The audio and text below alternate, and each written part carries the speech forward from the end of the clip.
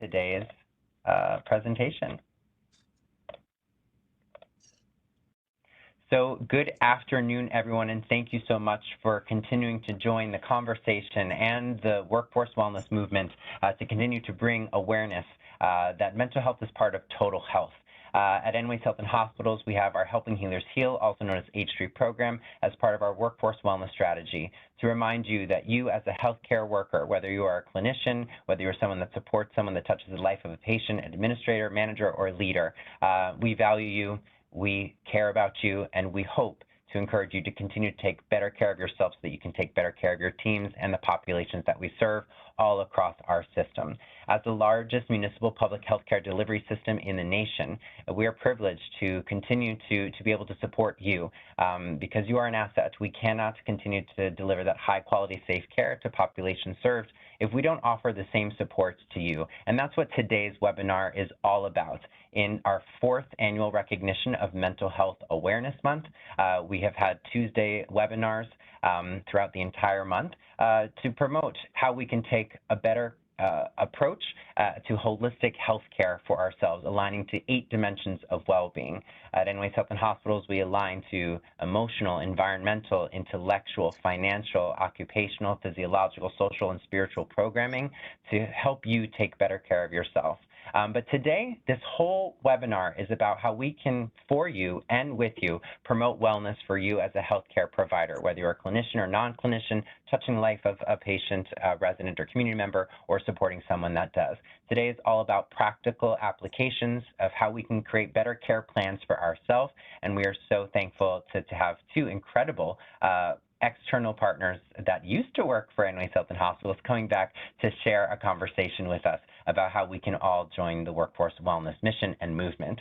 As a reminder, if you are collecting free continuing education units or credits, we are so happy to be able to do so, but there are 3 simple steps that you must take to collect these. First and foremost, in the chat right now, you should find the link to the pre-test. It takes just a few seconds.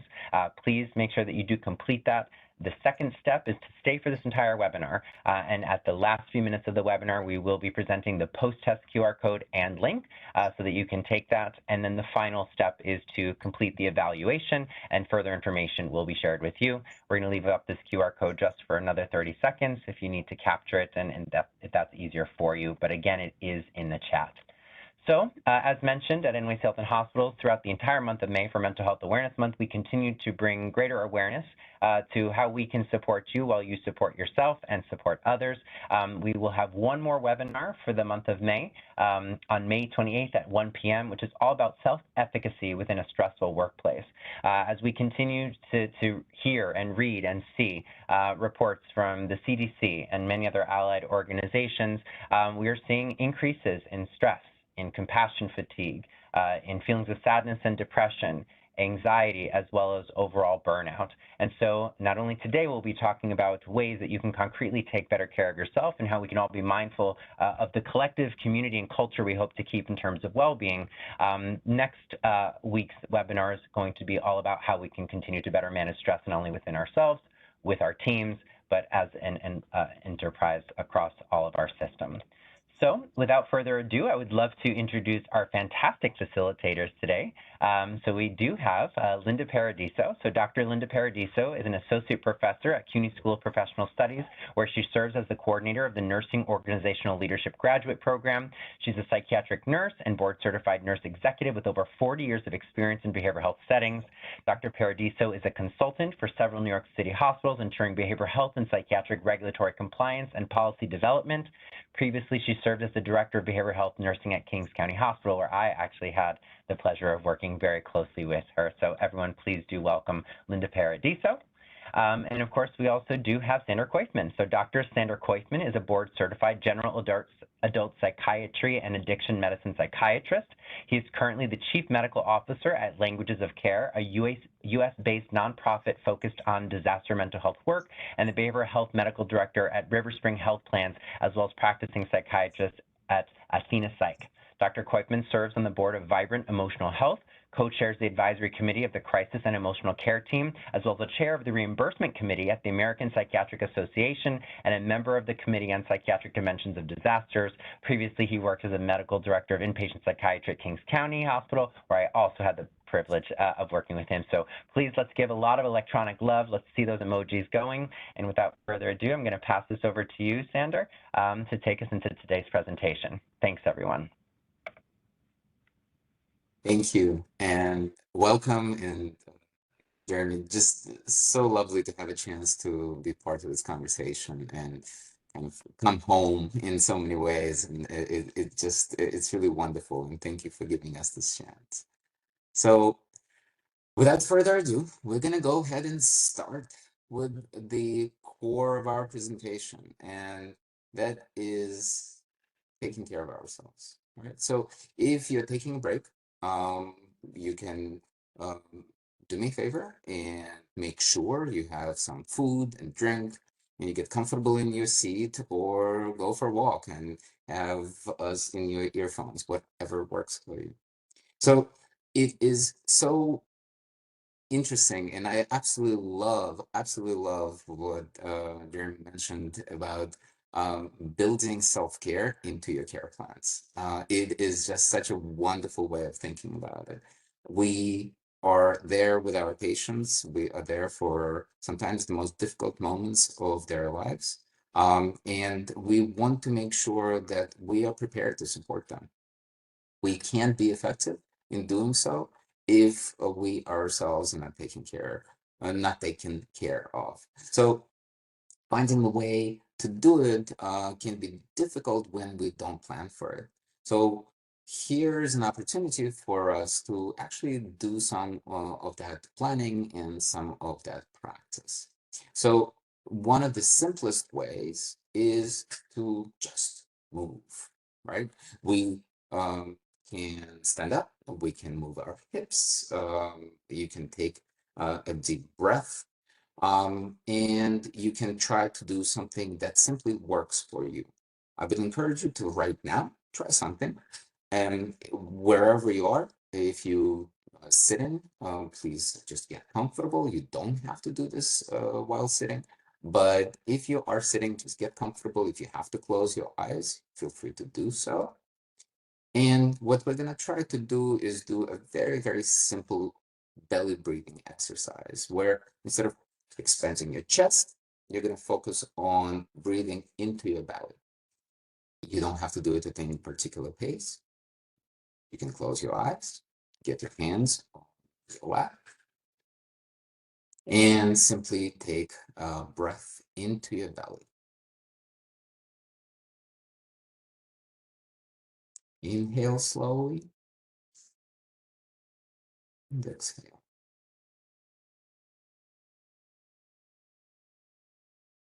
Inhale, try to move the air into your belly at your own pace. Don't forget to exhale. Sometimes folks try to hold the breath for a moment, hold it on top of that swing. Inhale and hold with your exhale. And try to focus on taking that breath into your belly. Let's do one more time. And there you have it. You can come back to this room, open your eyes, resume your snack. It's perfectly fine. So it doesn't have to take a long time.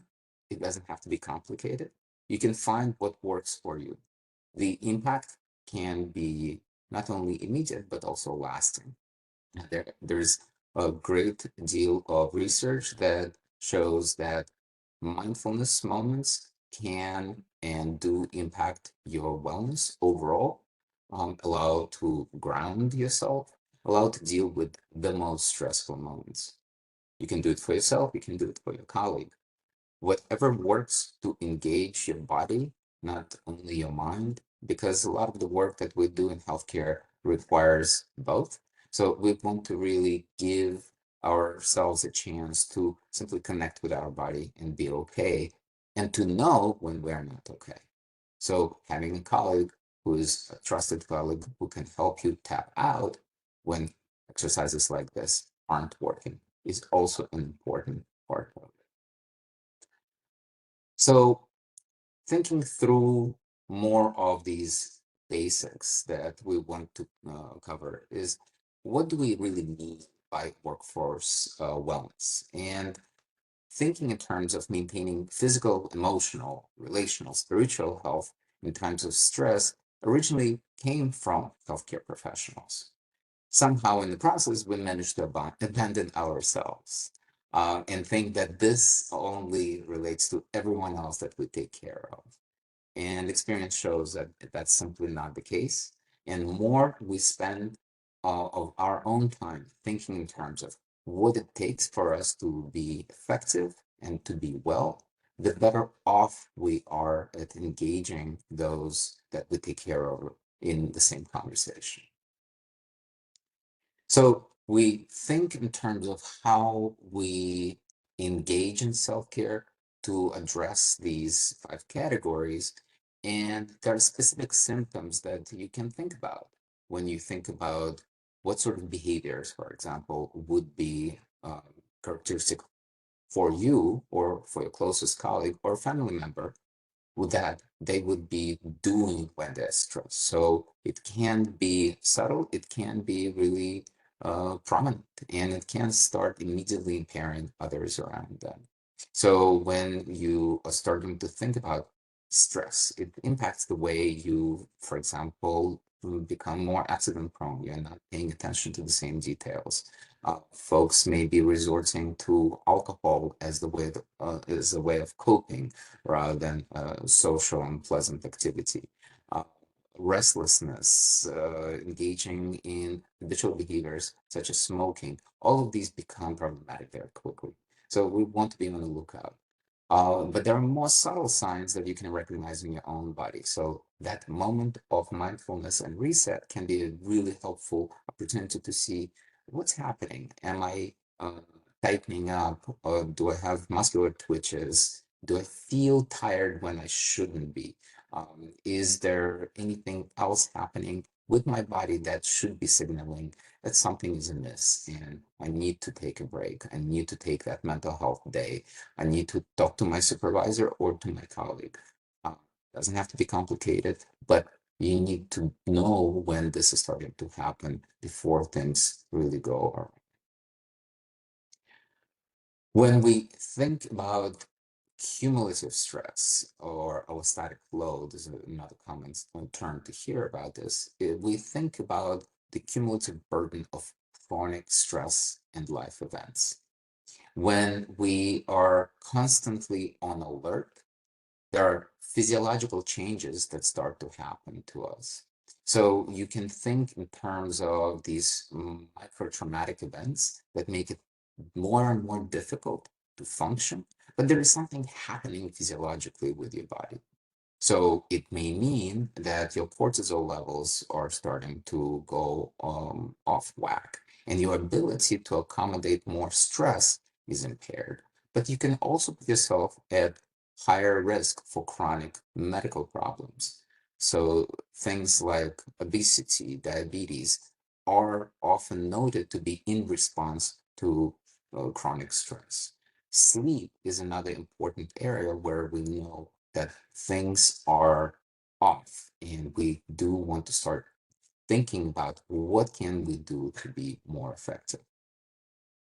So how do you really get to understanding of what you must do to protect yourself? When we talk about, for example, burnout, when we think about what it takes for us to continue doing high stress work in difficult environments, working with folks that may need all of us as an individual and as a professional. The most important thing in all of it, and there are a few things being pulled out in the slide, but the most important thing is knowing how to seek support.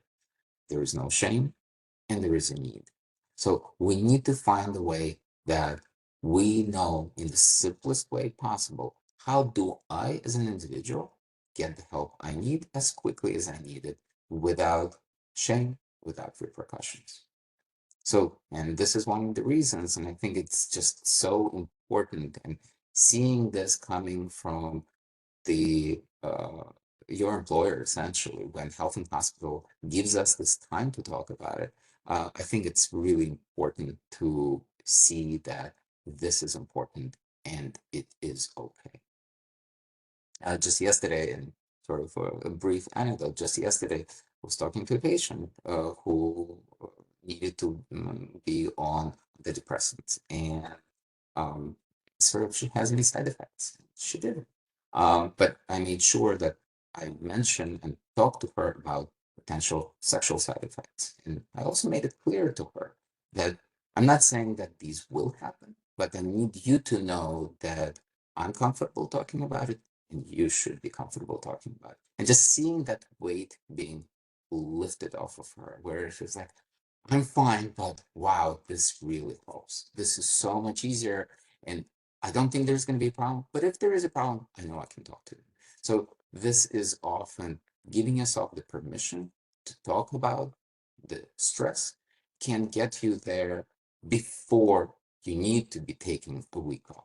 But it may be, you know what, I need to tap out. I need someone to cover me for half hour while I go outside and just need to step away because the situation is particularly stressful. This should be okay in your workplace.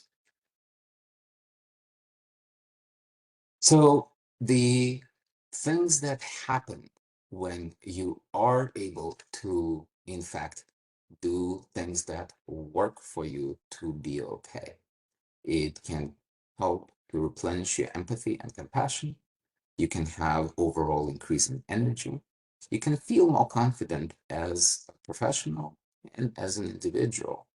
And it helps to really set example for your colleagues and for your patients. So this goes a really long way to make sure that things are okay. The other thing that is probably worth mentioning, it can also help to model how you are to your loved ones. So I can confidently say that my kids will absolutely make fun of me every time I suggest a breathing exercise to them. At the same time, I can absolutely confidently say that they know how to do that. So that's the sort of thing where it's okay to be a little bit embarrassed. It's okay to be that person in the office who always talks about, self-care. You know what? It's okay. It's the right thing to do. And others pay attention and hopefully will use these tools and these resources when there's a need. Sorry, click through sooner than I intended. So the other things that happen, of course, is ability to continue doing your work. You find the time, you make the time, you structure the time to spend time with loved ones. You're able to think through larger issues and change systems, not only individual interactions. And you're also able to express compassion and enact compassion when you have to. So on that note, I'm delighted to hand over the conversation to Dr. Paradiso, and I'm also very proud to say that on more than one occasion, she was the one to tap me out when I needed to. So it's really important to have these trusting relationships and know that the person truly means well for all people in the room. But you need to build these relationships ahead of time. Thank you very much. I'm thrilled to be here. And what really makes me thrilled today is that I'm going to be sharing some of what I think is really important for leaders, because I was that leader who wanted people to come to work, do their job, and go home and then be with their families and give 100% of the time to their job and 100% of the time to their families, and never should they meet. And let me tell you that that's not real, and I know it. And I've learned, and it is my mission at this point to share what I have learned as a leader I get to reach many leaders throughout the city working in a graduate program teaching nursing leadership. So I get to get on my soapbox a lot about two things, about transparent leadership and trust, and about self-care, because I learned both things late, and I don't want that to happen to other people. So let's just think about why leaders are responsible to, I lost the slides. I'm not sure what happened, but I'm going to talk anyway. I was trying to be helpful, and Okay. it Okay. backfired. All right. Let me restore the view. I'm sorry. I was That's trying okay. to hand over the controls of the system. So You know what? Then this I'll let you just advance the slides okay. as we go along. Uh, just I'm just going to keep talking though, because this is kind of like a little bit of a background of why it's so important while you put the slides back up. Yep. So leadership and trust go hand in hand, and a leader needs to be transparent about why keeping their workforce healthy is important. So I want to share with you all what you should be on the lookout for from your leaders and why it's important. So we know that people who take care of themselves provide better care to patients. That's just a fact. We know that overworked people make more mistakes. We know that they are short. We know that they are not satisfied in their jobs. So it is important for the quality of care for leaders to take good care of their workforce. Another reason, of course, is the person's satisfaction with their job and with the organization that they work in.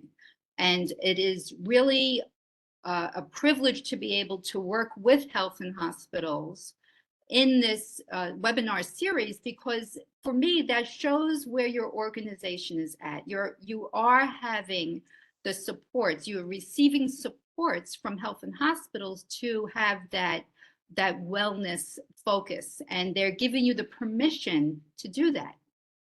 It will help your organization sustain their workforce, right? So you will have a lower turnover. We will have less burnout, and part of burnout we know is people call out sick. People come to work and don't work to their full extent, the full scope of what they can do. So we know that this sustainability of the workforce is really important. But the most important reason is ethically. Like, leaders need and have an ethical responsibility to promote health and wellness in their workforce, because their workers live and work in high stress and high risk environments. So we cannot do our jobs without knowing that we are in the best frame possible. Frame does not mean your body. Frame means your body, your mind, and your soul. Next slide, Sander. So one of the things that Sandra Koyfman talked about was the accumulation of stress. And you'll see on this slide, we have different colors of the different kinds of stress that people are involved, have in their lives. And when I think of this slide, I also like to think of that being the hat on top of a person's head, right? So we have these foundational stresses in our lives. We're discriminated against, we're stigmatized, where we may have grown up poor and we have coping skills that need to improve. We might have mistrust of our communities. Then we have this chronic stress in our lives. We may live and work in communities where there are risks, and frankly, in most of the city, that's where we are. We may have poor access to health, or we just don't focus on our health that much. Our family life might be a bit of a turmoil between caring for adults and caring for children in our lives.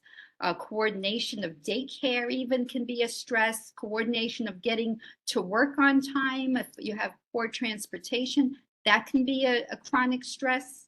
And then you have your leaders, counseling you because the buses are running late. And then we have, of course, the acute stresses in our lives. We had an earthquake a few weeks ago, right? We've had floods. We've survived 9/11. We've survived many things in New York.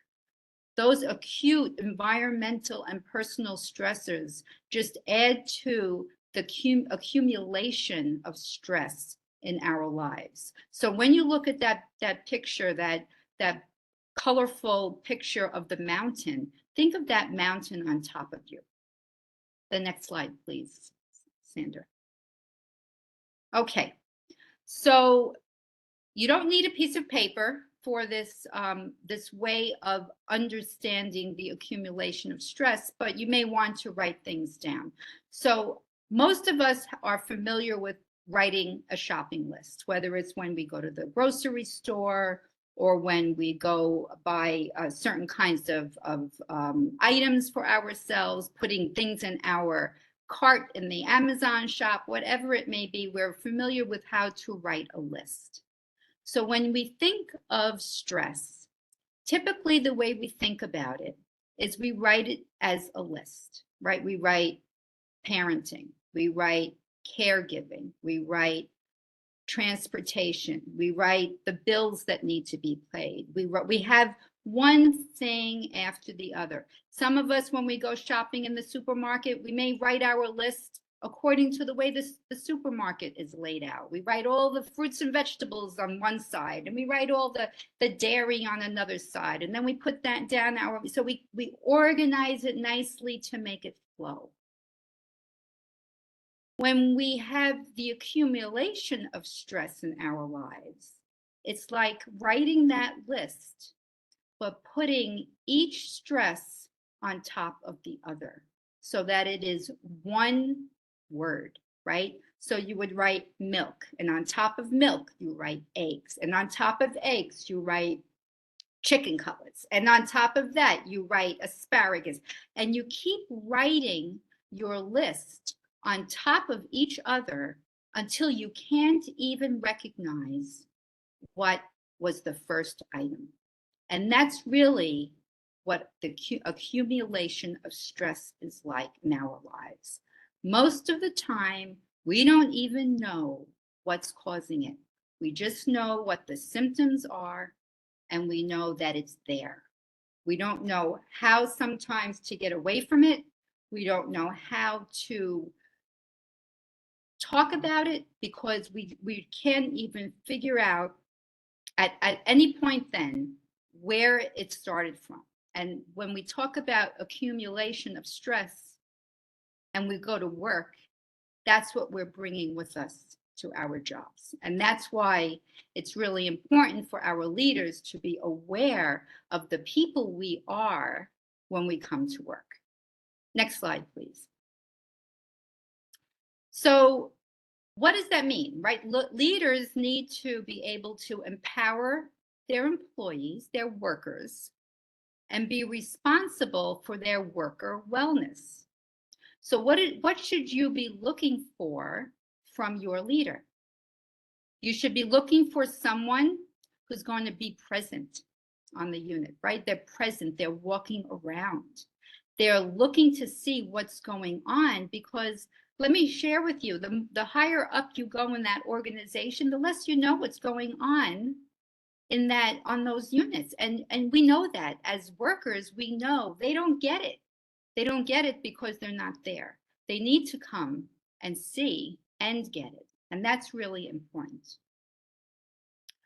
We need to protect time, no matter what time it is. Break time, meal time, quiet time, something to be able to refuel and recharge. Leaders need to protect that time for their workers. It is critical. It is not optional. It must be built into the schedule, and it must be valued and protected. You need to have a place to go take that time to refuel and recharge.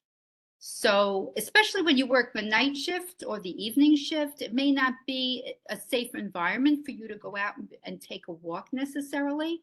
So you need to have a time to be a place to be able to go and relax, connect with your family, check on your kids, check on your elders, check on people to make sure everything in that part of your life is going okay. It helps you to be able to provide better care to the people where you're working. Leaders also, they need to listen.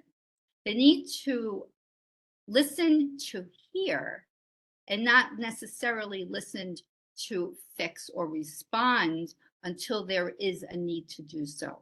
Sometimes just talking to your leader and saying, this was a really bad day. This is why it was a really bad day. And this is what I think needs to be fixed for tomorrow. Hearing that is really important because it gives people an understanding that you value what they are saying. And that's the empowerment part, right? If you don't hear to listen, you're not empowering your employee to talk. And that's really important.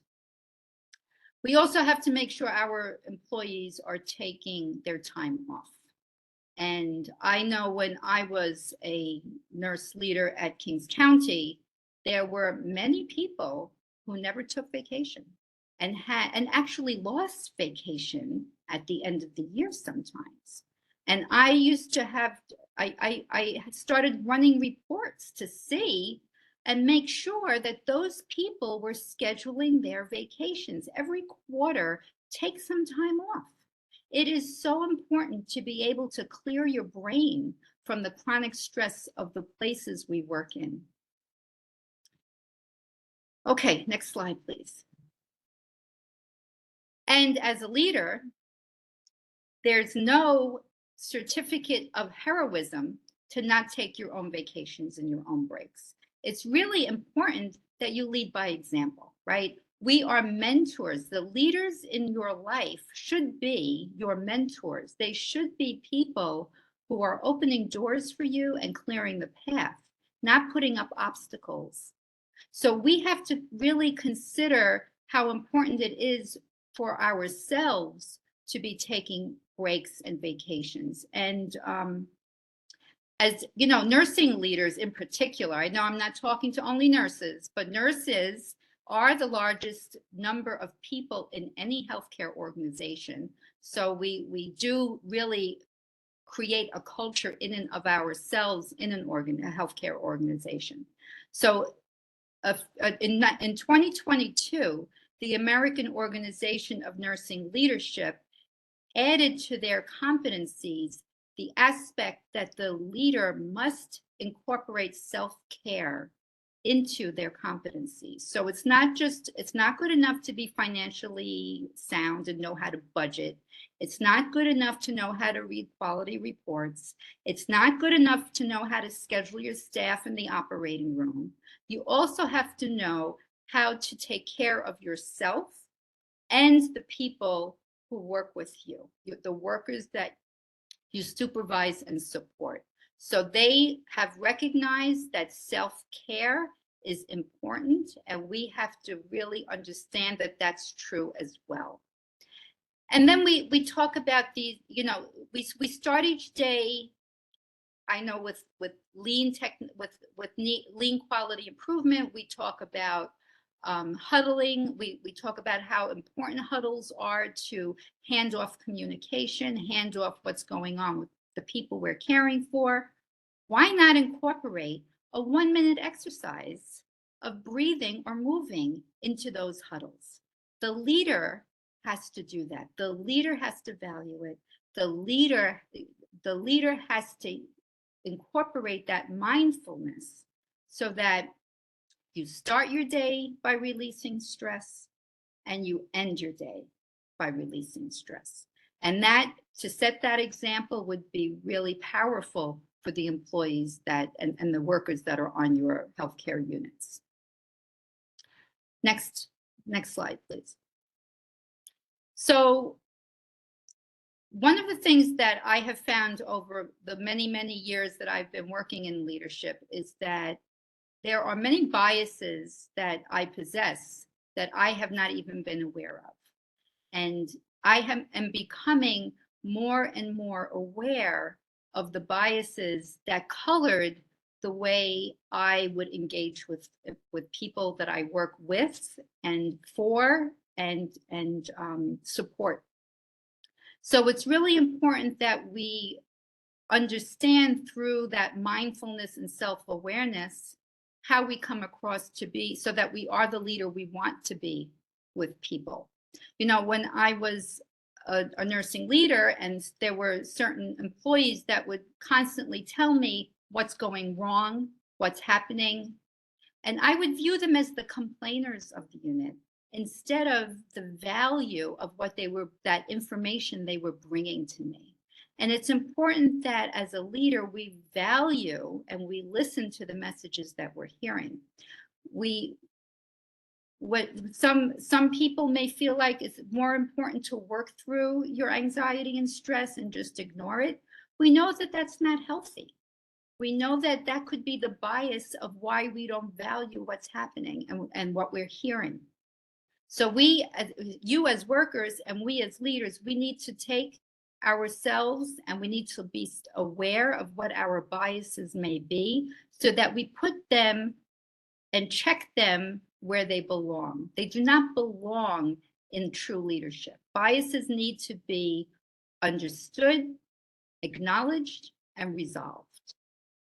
We also, as leaders, need to know that culture can create a way for people to either talk about their stresses or even not talk about their stresses. They may come out as a physical complaint or a concern that they can't even put into words. And we have to recognize through being culturally sensitive how important that is to a leader's understanding of their biases and of the way they communicate and they understand what their workers are talking to them about. We also have to know that all of our, we're people. So the people who care for people are people. Sometimes we forget that. We forget that leaders are people. We forget that nurses and social workers and physical therapists and creative arts therapists, everybody is a person. And then we care for people. We have that humanity all together. So we really should be very sensitive to those differences amongst us and amongst the people we care for together, and really give ourselves the compassion to work with the neurological ways that we can be different instead of trying to fix all the time. People have ways of communicating. It could be because they have compassion fatigue or burnout. It could be because they have gender identity biases and discrimination. It could be because they've been discriminated because of their culture, because of maybe autism diagnosis, whatever that may be. It's important that we embrace it and we work with those differences and not try and fix or categorize them. Next slide, please. So we also know that everybody's got a boss, right? No matter how high up you go in an organization, you've got a boss, right? The board of trustees of health and hospitals is Mitch Katz's boss, right? Everybody's got a boss. So barriers may come from higher up, and everyone has someone or some entity to answer to. So it's really, that's why those walking rounds, walking the Gemba, if you want to call, whatever you want to call it, that's why those being visible is really important.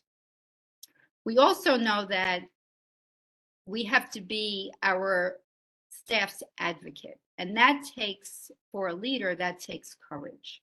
It is not easy to stand up in a room and talk about what's going on in the direct care world, when people want to hear about how you're going to save money and how you're going to improve outcomes without addressing the systemic problems that may be creating the reasons why we can't get to those budget improvements and quality outcome improvements. So it will take courage for your leaders, and it's really important for leaders to model that form of courage so that they can support the workers at every level of the organization. And we have to help our staff understand that sometimes what they're asking for just can't be resolved that way, but there may be ways to compromise, and there may be alternatives we can work on together, as long as we are clear and transparent about what's happening and where those barriers are. It's really helpful to the staff to be able to develop that trust in their leader, to know that their leader is hearing them, is listening to hear, and not necessarily listening just to make a response. Okay, next slide, please. Hope I'm on time. So leaders need to remember that sometimes, and I said this before, sometimes just allowing the staff to talk to them can be that protective factor against burnout and self. We want to remember that the people who take care of people are people. So we want to be patient focused, but we want to be focused. We want to focus the patient care with the worker in that focus. So it's not okay to be zeroed in on the patient alone, because we're all people and we have that in common. We have to be able to focus in on the worker in that circle of care, in that embracing of a person in need of care. We have to be able to embrace our worker in that circle of care as well. We have to look at the people who care for people with the same lens we look at the patients, right? In psychiatry, we talk about trauma-informed care. That is critical to understanding people's hearts, their minds, their souls, and their bodies. It's really critical to understand that in your staff as well. Your staff are walking through the door as people. They have their own traumas that have to be acknowledged. They have their own traumas that we have to be sensitive to. And we have to help work with them in order to put the patient in the middle of our focus. In order to drive those quality outcomes, in order to drive the culture of safety, in order to drive just culture in your organization. We have to protect our staff. We have to think about what our workers are telling us and protect them and themselves from compassion fatigue and burnout through allowing self-care to be present in the workplace at all times. So I think that's pretty much my as I said, my soapbox of leadership and the importance of looking at your workers, no matter who they are, as people. We are people, we have a common humanity, and I think it's important for us to look at healthcare as not a we and them. It's not caregivers and care receivers, but it's people in care together. So thank you for allowing me to share all of my thoughts with you today. I really appreciate that. Thank you so much. Appreciate you both. Just wanted to remind you both have a few resources to share with the system as well. Yeah, I just and thank you. I think it's we learn to get to this place in our leadership journey, And unfortunately, often feels that there are no shortcuts. So we do need to make some mistakes, and I think uh, being uh, gracious and forgiving to ourselves is where it starts. Finding the way to sometimes get it wrong, accept that, and get to a place where you can do more for others. It becomes such an amazing learning experience. So anyone starting or continuing on their leadership journey, it, just don't be afraid to admit a mistake. It is amazing how forgiving your colleagues might be. So give them the chance to show their grace under pressure as well. And I did want to, I just want to say that, this slide is up here for a reason. yeah, And I just want to stress that asking for help is a strength. And that's what this slide is all about. If we recognize that we are in distress and we ask for help, that is a strength. And that is something that you should always be proud of. yeah. Sorry to cut And, you off. and you have a chance to model it to others. So knowing 988 as a national resource, knowing that there is an opportunity to reach out for help 24/7 anonymously, where you can get the help you need anytime, and sharing that information with others is really, really important. And this is the reason for this slide. Vibrant Emotional Health is the organization that both Linda and I do a lot of volunteering for. And we're just really proud of the work that Vibrant has been doing as the national vendor for 988. The other thing that we wanted to bring up and mention here is that we have an upcoming conference in October, uh, 1st through 3rd in Nashville, that is going to focus on resilience. And resilience is not just the word that sounds like we should all be part of it, but what does it really mean? What are the definitions? What are the structures that are necessary to build around improving resilience of the healthcare system at large, and us as individuals that make that healthcare system? So really hoping that some of you will be able to join us at the event. It's promising to be a really interesting conversation where talking to folks at NIH, at SAMHSA, and others, where we're hoping to have a really robust conversation and dialogue. And remember that education, like this webinar today, like the conferences that you may attend, those are forms of self-care. When you stay curious and you're always looking to improve not only the care that you provide to people, but your own understanding of the best way to provide that care, that is a form of self-care. So it's really important that we do stay curious and attend regularly conferences and educational events. Absolutely. And we're asking folks to please submit questions, comments in the chat box. If we can address, we have a couple of minutes. We would love to encourage you to um, tell us some of your experiences. What has worked, and actually what hasn't worked. Uh, we only learn from sometimes from these mistakes that go terribly, terribly wrong. But as long as we can step away and have colleagues that help us to get what is necessary out of those conversations, that's where the real opportunity and real strength comes. So while we are waiting for questions to come in from the audience, so anyone that is online right now, if you have any questions, comments, we'd love to continue the conversation going for the next few minutes. But while we're waiting for people to be brave to ask some questions, let's give some electronic love to Dr. Linda Paradiso, as well as Dr. Sandra Koyfman.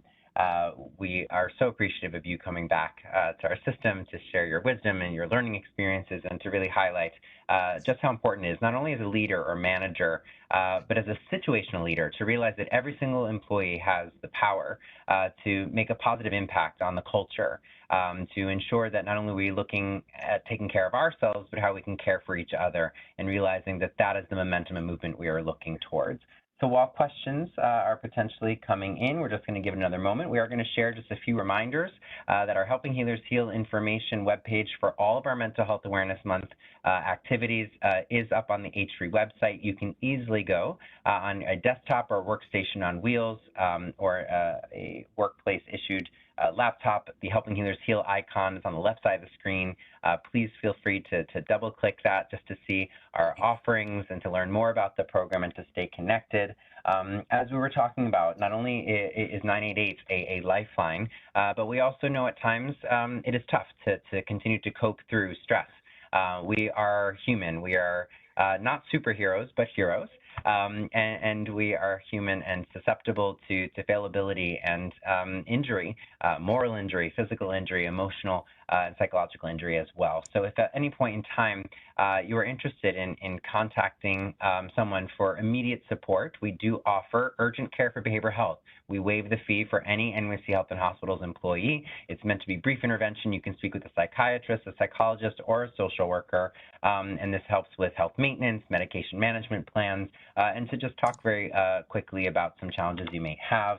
If you're looking for more ongoing support, we do have the NYC Employee Assistance Program, NYC EAP as we call it. Is for you and any loved one that lives with you or that is part of your life. They do not ask for marriage certificates or any paperwork of that nature. This is an external partnership as part of your public employee benefits. It is a fantastic bridger service, so you can either have a few sessions for free, not tied to insurance plans, for you or a loved one. They specialize in stress management, trauma-informed care, substance misuse, abuse, self-care, as well as can offer referrals. So if you're just interested in finding an outpatient psychiatric service or outpatient psychotherapeutic support, this is your best benefit. It's underutilized. They have extended hours. You can always email, text, call, and you can see their hours and telephone information at the bottom. So now, just looking at the chat, do we have any questions coming in as I peruse this? Lots There of are some statements. great comments about how do we engage middle management? How do you empower middle management? Because having been a middle manager, let me tell you, you're sort of sandwiched, and that experience of it is so much easier to jump into the space of trying to fix. And I love that Linda Bell called it out a couple of times, that sometimes it is getting the information together, talking together, and really thinking about it's not necessarily your job to immediately fix. You have to make some decisions, but a lot of the time it is finding the opportunity to sit down and collect the information and get a better sense of the whole picture. And then bringing the team together to validate, to make sure that there is the conversation that is going to be heard. It's not easy. It can be challenging. But the question becomes, how do you know your boss is going to be okay with it?